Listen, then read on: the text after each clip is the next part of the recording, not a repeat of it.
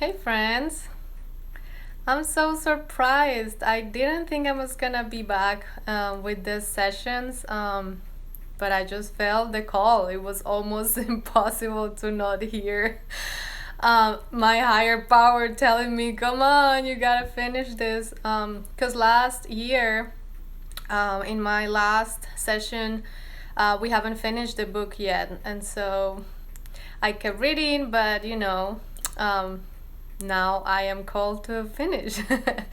So I didn't announce this, and so I'm gonna tell you all that are gonna see this after I finish my live. That I'm really grateful for your presence and for your company in this journey. I'm gonna start also as usual with my prayer, which is to be of service.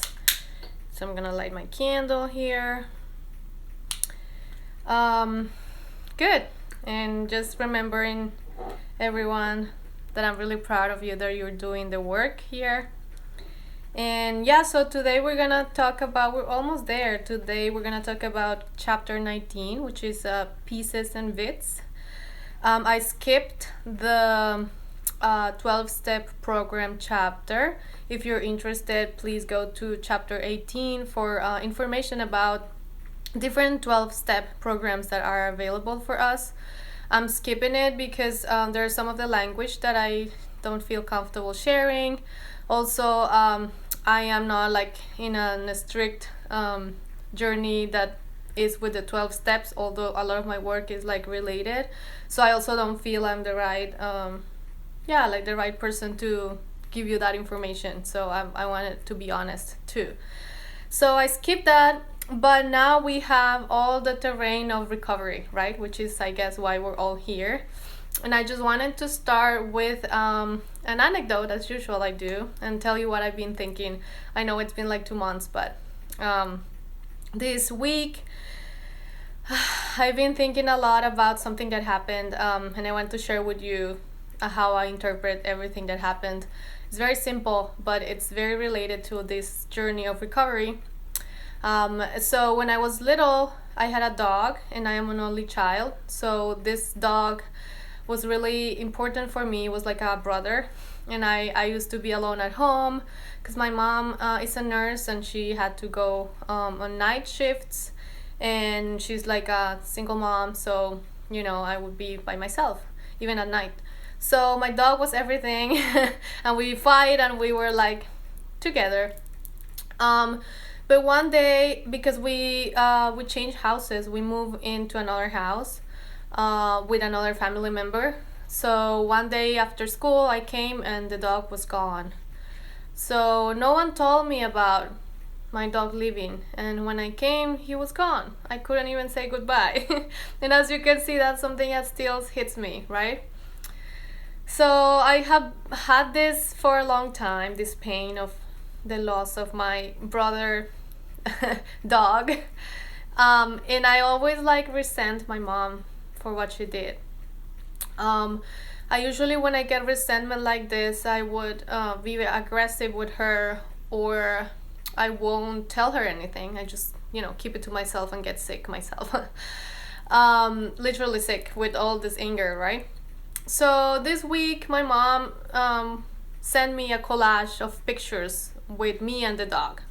She learned how to do these collages of pictures, and so she practices with family members, like doing collages, right?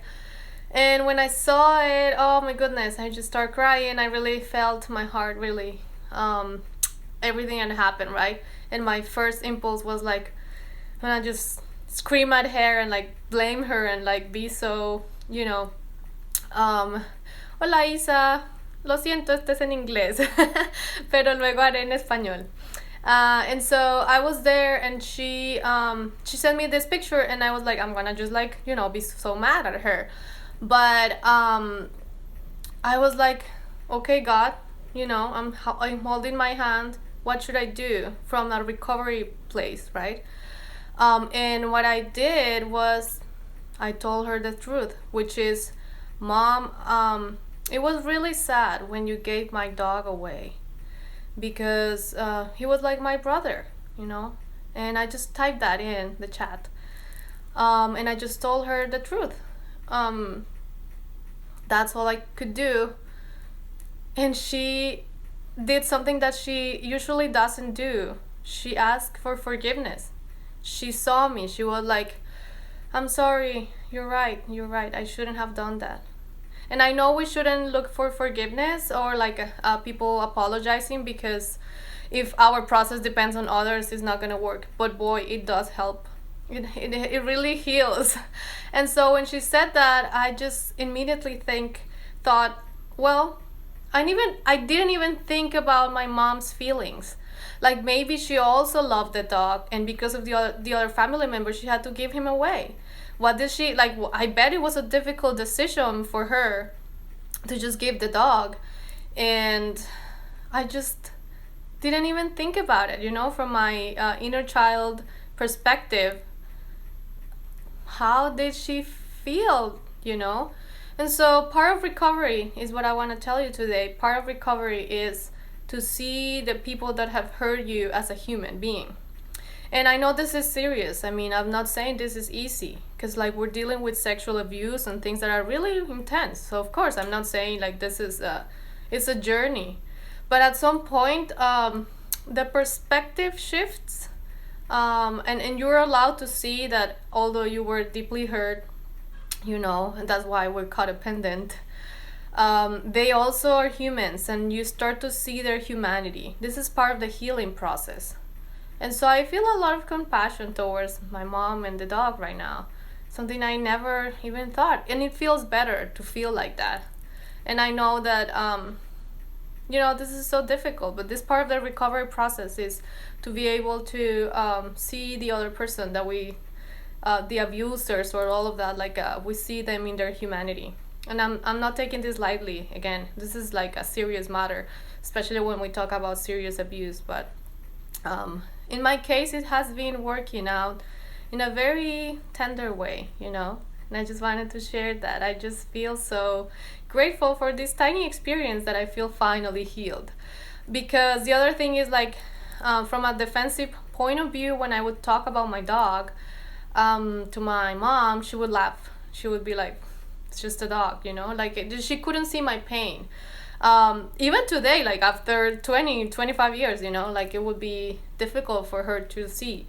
And a part of it is like she has it's a healing process herself, but also it's because I'm coming from another place to tell her, hey, this hurts, like this hurts. So hopefully that's part of recovery. And I want to tell you that recovery is really amazing. It feels really good.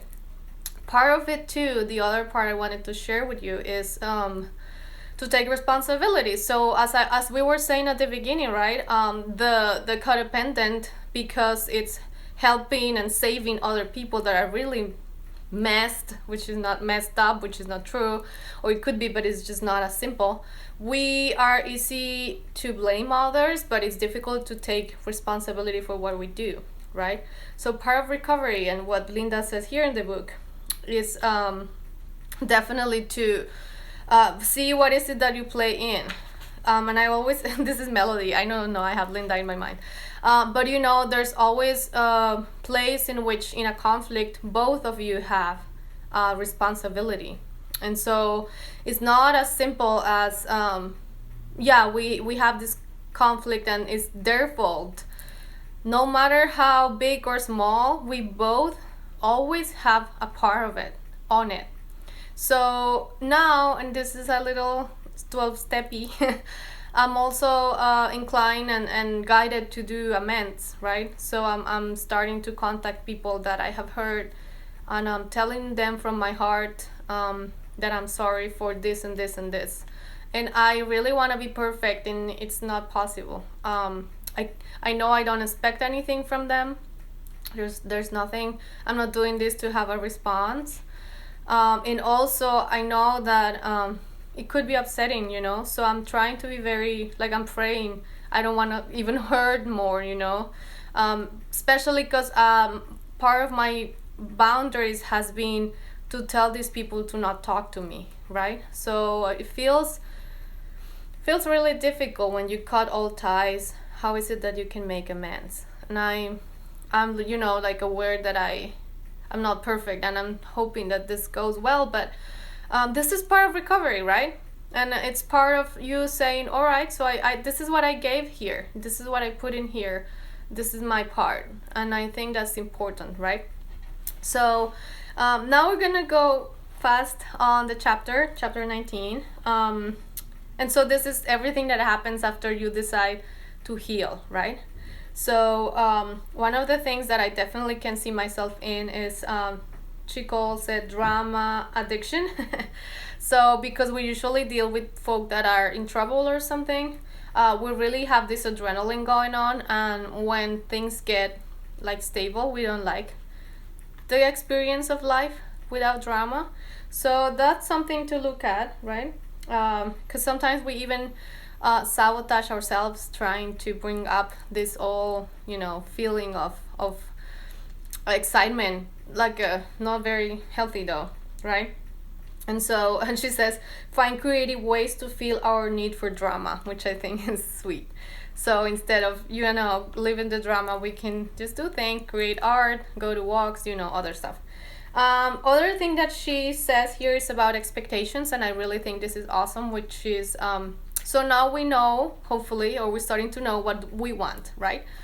And so we need to be responsible for that, which means you ask for what you want to have, your expectations, and you're also very aware of who are you relating to, right? In friendships, in family. And so are your expectations realistic? And what are you doing to take responsibility for them? Sometimes we ask people things that they would never give us, such as like maybe an alcoholic to recover, we don't know.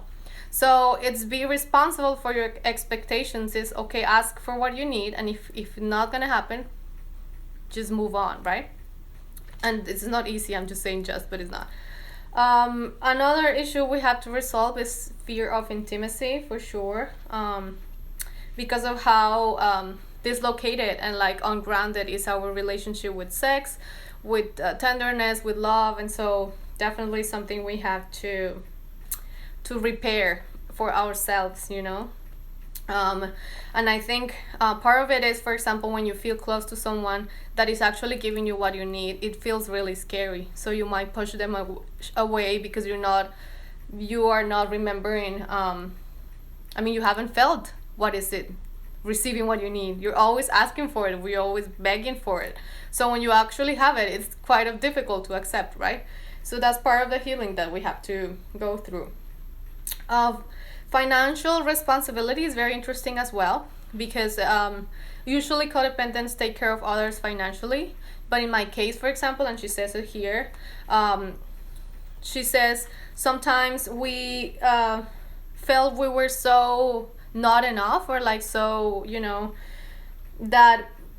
that we're not enough, that we're not good, we're not adults or something. So we become dependent on other people economically. So this is a little bit of a flip side of the codependency, which is, like I feel like I cannot save this, my parents or my caretaker. So it means I'm not enough. It means I'm not going to be able to financially be responsible for myself. And that's a little bit in my case what happened. Not right now, but it's very difficult. And then forgiveness is what I was telling you. It's very difficult, but it's like a sense of forgiving ourselves for what we have done, what we have allowed, and also seeing the other person as a human, with nuances, with complexities, and so on and so forth. So that's, and like especially because forgiveness means that you accept what happened, right? So some of the things that I always have trouble with is that I don't want to see the reality that I have been abused or that I have been mistreated. So of course I cannot forgive that because I haven't even accepted that it happened. So for example, with the dog example that I was just telling you, I had to accept that it hurt me, and it wasn't easy. It took me 20 plus years to accept that the fact that my mom gave my dog away without telling me hurt me. I was thinking unconsciously that if I feel that grief, that loss, it was just gonna take me down. like it was gonna kill me. So I had to feel it, cry that, and then forgive my mom, you know. So that's how it works. Definitely looking for partners that are similar to our traumatic childhood is something to look at. She called it the frog syndrome. And then some work around having fun moments, like enjoying life. So this is something that we have to do actively. Like I have to do an effort to like, okay, this day is fun day, Siri. And we're gonna do whatever we want. And even there's some exercises where you allow your inner child to like, okay, what we want to do? You want to destroy like a piece of wood? Okay, let's go. You want to sing? You want to, you know, so like allow your inner child to play. That's really, really sweet, really wonderful. I have talked about boundaries many times, and definitely this is a thing we need to go and work with. Experience boundaries, receive boundaries is very important. Physical care, definitely. A lot of codependents like let their whole body go to like a very detrimental state because we're caring for others. We're just obsessed with saving other people and we're just not caring ourselves. So that's important. And professional help, you know me, I love therapy, therapy fan. So asking for help, that usually works. So I recommend it to do that. And I know it's like not financially possible for everybody. So it's just be aware of that I have that privilege. And so I hope you do too. And if not, I think prayer, meditation, things like that can usually be good. And then she talks about strokes, like yeah. So usually we have trouble accepting compliments, and so that's something we have to work on because we don't feel worthy. So that's important. Build trust for sure. Sex 100% is something to heal.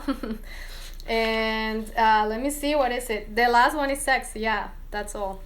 So we have a lot of work ahead, right? We have worked hard on recovering, or at least deciding that we have an issue and that we want to start working on it. And so from there is a whole journey.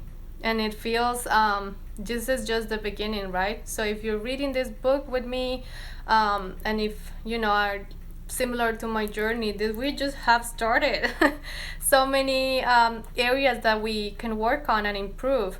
But I don't know you, I feel excited. I feel excited of what it's bringing to me, this recovery process. And I feel, yeah, like how can my life be from now on, that I decided to take care of my life and to take care of me and stop controlling others.